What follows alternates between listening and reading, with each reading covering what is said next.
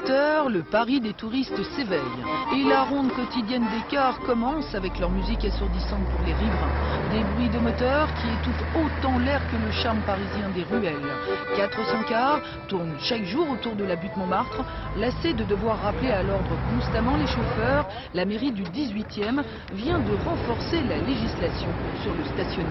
Il y avait une interdiction partielle, effectivement, qui montre d'ailleurs que les pouvoirs publics s'étaient préoccupés déjà il y a quelques années de cette question, mais elle ne suffisait pas et surtout n'était pas appliquée.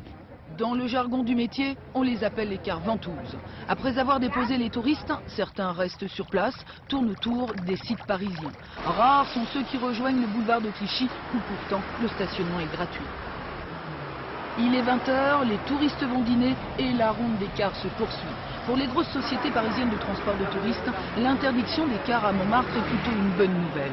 Une façon de lutter contre les cars ventouses, souvent étrangers. Il est vrai que le fait d'interdire un petit peu à tous ces cars ventouses de stationner au pied de la butte Montmartre, c'est quelque chose qui est bien pour Paris, pour l'image de Paris, donc on y est favorable.